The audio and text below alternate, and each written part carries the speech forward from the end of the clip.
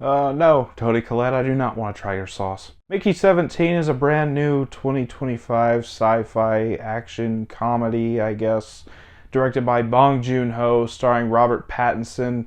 And I was actually very excited. This was probably in my top 10 most anticipated of the year, if I'm being honest. Bong Joon Ho is easily becoming one of my favorite directors.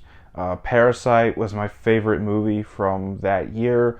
Snowpiercer is one of my favorite all-time action movies ever. So I also really like Robert Pattinson as an actor. He's come a long way from Twilight. So yeah, I was really excited to see this. So how was it? Let's go ahead and jump into this review, starting off with the good. And I'm happy to say this was good. I liked it. First of all, Robert Pattinson was really good in this movie. I really loved what he brought to the character of Mickey. This could have very easily just been a very goofy performance, phoned it in, got the paycheck. But Robert Pattinson really put his all into this role. He gives Mickey a very deep personality. In fact, every clone of Mickey that we see in this movie has a different personality, so none of them feel just the same. And obviously this movie's titled Mickey 17, so we all know that this is mainly following the 17th Mickey.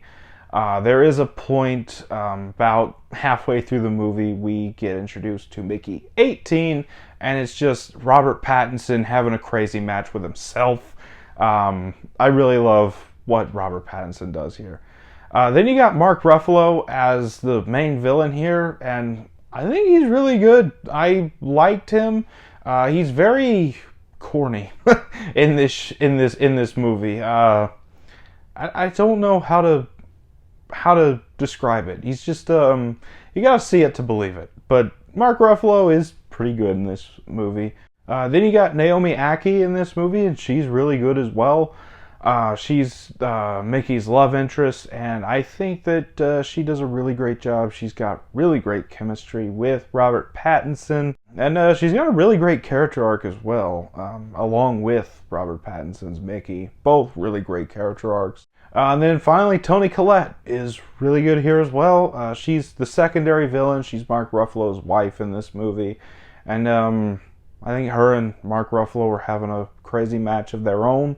But yeah, I really liked her here. Now the story here is really good. It's a little goofy. Obviously, it's a movie about cloning. It's a little goofy, but I like the goofiness of it. I like the whole story of one guy keeps dying, getting cloned over and over. And yeah, I just really like what they did with the story.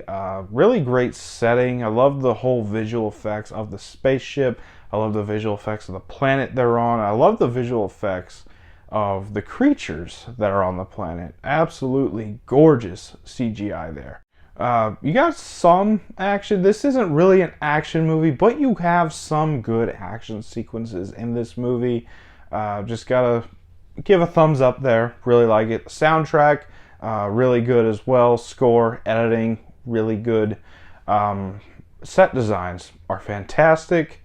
And I really love the ending of this movie. I thought it had a really good, meaningful ending for the message they were trying to convey with this movie.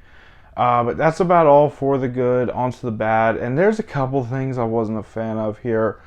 First of all, the entire subplot with Steven Yeun's character can go. I like Steven Yeun as an actor, don't get me wrong. But I just did not care for anything that happened with his character in this movie. Just having him be a drug dealer on the ship and the worst friend in the world to Mickey, I could have done without it. Again, I love Steven Yeun, just did not like his character here.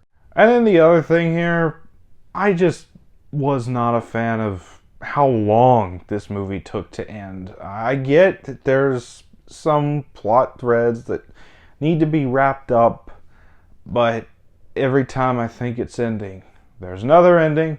Okay, it's over now. No, there's another ending. Okay, it's over now. Oh, we're starting a whole new plot. Oh, it was just a dream. It's over now. Yeah, I just don't like movies that take that long to end.